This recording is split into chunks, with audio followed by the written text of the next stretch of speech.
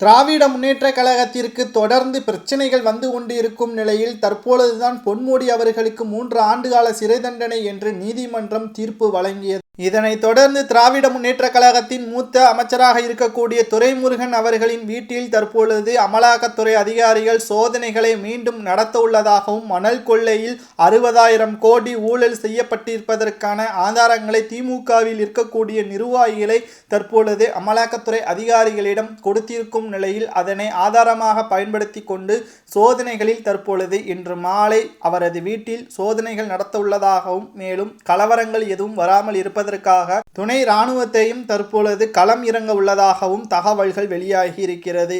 தொடர்ச்சியாக அமைச்சர்களின் ஊழலும் அதற்கான வழக்கும் தற்பொழுது நீதிமன்றம் விசாரணை முடிவில் தீர்ப்புகளும் வழங்கி வருகிறது. இதனால் திமுகவின் அமைச்சர்கள் கூண்டோடு சிறைக்கு தான் செல்வார்கள் என்றும், ஏற்கனவே செந்தில் பாலாஜி அவர்களை தொடர்ந்து பொன்முடி அவர்களும், அவரை தொடர்ந்து துரைமுருகன், உதயநிதி ஸ்டாலின் மற்றும் KN நேரு அவர்களை தொடர்ந்து உதயநிதி ஸ்டாலின் அவர்களின் மச்சான் சபரீசன் அவர்களும் சிறைக்கு செல்வார் என்றும் தற்பொழுது இணையதளங்களில் சவுக்கு சங்கர் அவர்கள் பதிவு ஒன்றை செய்துள்ளார். இன்று மாலைக்குள் செந்தில் பாலாஜி அவர்கள் வீட்டில் சோதனைகள் செய்தது போலவே துரைமுருகன் அவர்களின் வீட்டிலும் சோதனைகள் நடத்தப்படும். ஏற்கனவே செந்தில் பாலாஜி அவர்கள் சோதனைகளின் முடிவில் கைது செய்யப்படும் நேரத்தில் நெஞ்சுவலி வந்தது போல் நாடகமாடி 35 நாட்கள் மருத்துவமனையில் அனுமதிக்கப்பட்டார். அதேபோல் துரைமுருகன் அவர்கள் நாடகமாடினால் நிச்சயமாக கூண்டோடு குடும்பத்தோடு கைது செய்யப்படுவார் என்றும் தற்பொழுது தகவல்கள் வெளியாகி இருக்கிறது. இதை பற்றி உங்களது கருத்துக்களை கமெண்ட் வாயிலாக கூறுங்கள். துரைமுருகன் அவர்கள் வீட்டில் சோதனைகளின் அடிப்படையில் எடுக்கப்பட்ட